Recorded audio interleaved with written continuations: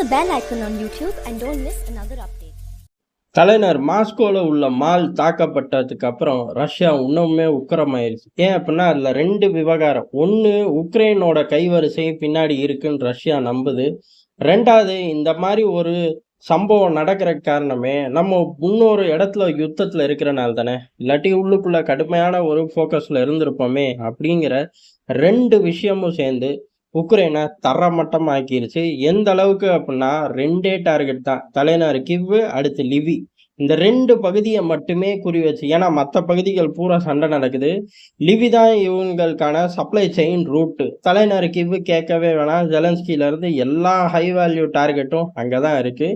ரெண்டு பகுதிகளை மட்டும் குறி வச்சு தொலைச்சு எரிஞ்சிருக்காங்க. இது முழுக்க முழுக்க இந்த மால் தாக்குதலுக்கு பதிலடி அப்படின்னு சொல்லியே அடிச்சிருக்காங்க. ஏறக்குறைய உக்ரைன் முழுவதும் ரொம்ப நாட்களுக்கு அப்புறம் சைரன் சத்தம் ஒழிச்சுக்கிட்டே இருந்திருக்கு. எதற்கு அப்படின்னா, தாக்குதல் எந்த திசையில இருந்து வரும் அப்படின்னே அவங்களுக்கு தெரியாது. நார்மலாவே இந்த சைரன் ஒளி எப்ப கொடுக்குறார்கள் அப்படின்னா, ஏதோ பெலாரஸ்ல இருந்து ரஷ்யாவோட ஏர்கிராஃப்ட் டேக் ஆனாலும் சரி, இல்ல ரஷ்யால இருந்து டேக் ஆஃப் ஆனாலும் சரி, இல்ல கருங்கடல்ல ஏதாச்சும் நடமாட்டம் தெரிஞ்சாலும் சரி, உடனடியாக சைரனை தட்டி விடுவாங்க. கொஞ்ச நாட்களா சில பகுதிகளில் ஏர் டிஃபென்ஸ் சிஸ்டம் ஸ்ட்ராங்காக இருந்துச்சு. அந்த பகுதிகளில் சைரன்னு தட்டி விட மாட்டாங்க. இப்போ அப்படி கிடையாது. ஏர் டிஃபென்ஸ் சிஸ்டமும் அங்கே ஸ்ட்ராங் இல்லை. ஏறக்குறைய அதுக்கு லான்ச்சே இல்லாமல் தவிக்கிறார்கள். அதே மாதிரி ரஷ்யா ஒரு முழு அளவு யுத்தத்துக்கு தயாராக இருக்கும்போது தான், அதாவது ஸ்பெஷல் மிலிட்ரி ஆப்ரேஷனே கைவிட்டு யுத்தம்னு அறிவிச்சிருவேன் ஜாக்கிரதை அப்படின்னு சொல்லும்போது தான் இந்த தாக்குதல், அதாவது மாலில் நடக்கக்கூடிய தாக்குதல். ஒட்டு மொத்தமா தயாரில் இருந்த பல ரிசர்வ்ஸை கொண்டு வந்து மெல்லமா பம்ப் பண்ண ஆரம்பிச்சிருக்காங்க. முழுக்க முழுக்க வான்படையால தாக்குதல் நடத்தப்பட்டிருக்கு. ரொம்ப நாள் கழிச்சு இதுல ஏர் டிஃபென்ஸ் சிஸ்டம் பெருசா இல்லைங்கிறதும் கண்ணுக்கு கண்ணா தெரிஞ்சு போச்சு.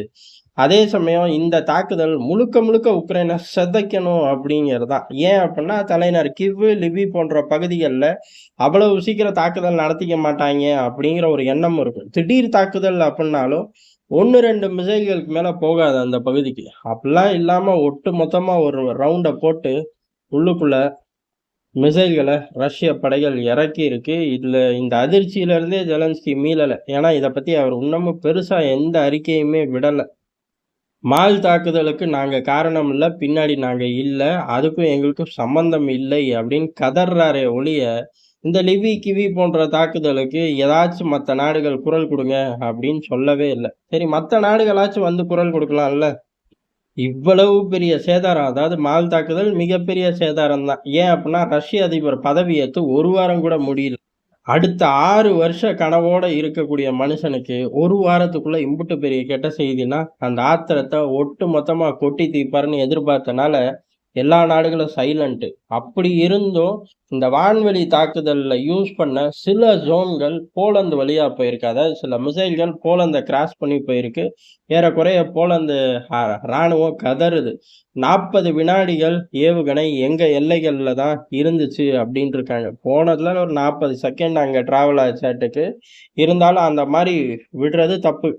விடுறதுக்கான வாய்ப்பே இல்லாமல் ஸ்கிப் பண்ணிட்டு போயிருக்கலாம். ஆனால் ரஷ்யா செஞ்சதுக்கு முழுக்க முழுக்க காரணம் என்ன அப்படின்னா, பேக்கப் பண்ணால் உங்களோட வான்வெளியை யூஸ் பண்ணுறது மட்டும் கிடையாது, உங்களையும் தாக்குவோம் அப்படிங்கிறக்காகவே நேரடியாக ஒரே தாக்குதலில் உக்ரைனையும் போலந்தை ஒரு மிரட்டி இருக்காங்க.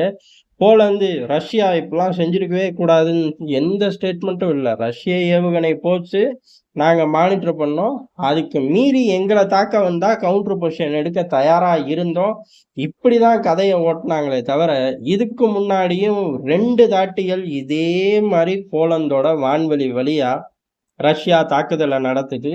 அப்போல்லாம் போலந்தோட ஸ்டேட்மெண்ட் என்ன அப்படின்னா, உடனடியாக இராணுவம் எல்லைக்கு அனுப்பப்படும். ஒரு 2 நாள்ல இராணுவம் அனுப்பியாச்சு. இவ்வளவு வீரர்களை குமிச்சு வச்சுட்டோம். பிரான்ஸ் கொஞ்சம் வீரர்களை ஜெர்மனி கொஞ்சம் வீரர்களை ரஷ்யாவை தொலைச்சி எரிஞ்சிருவேன் அப்படிங்கிற ஸ்டேட்மெண்ட்டும் நடமாட்டங்கள் தான் இருக்கும். இப்ப அதுக்கெல்லாம் இல்லை. கப்பு சுப்புன்னு வெறும் மிசைல்களை மானிட்டர் பண்ண, என்னமோ நட்சத்திரத்தை போறத டெலஸ்கோப் வழியா பார்த்த மாதிரி கதை எழுதி வச்சிருக்காங்க. இதை மீறி எந்த ஆக்ரோஷமான ஸ்டேட்மெண்ட்டும் விடவே இல்லை. அந்த அளவுக்கு போலந்து பயந்து கிடக்கு. ஏறக்குறைய மால் தாக்குதலுக்கு பின்னாடி உக்ரைன் இருக்குமா என்னன்னு தெரியல, சந்தேகம்தான். ஆனா, அந்த தாக்குதல் நடக்கறக்கு ஒரு வகையில காரணம்னு பார்த்தா, ரஷ்யாவோட ஃபோக்கஸ் உக்ரைனுக்குள்ள இருந்தது தான். அதுக்கு ரஷ்யா பழி வாங்குது. உக்ரைன் சிதறுது. கூட இலவச இணைப்பா சிக்கிற ஐரோப்பா நாடுகளும் மாட்டிக்கும். அதுக்கு நல்ல உதாரணம் போலந்து. போலந்து ரொம்ப அழகா அதுலருந்து தப்பிச்சு ஓட வாய மூடி உட்கார்ந்திருக்கு.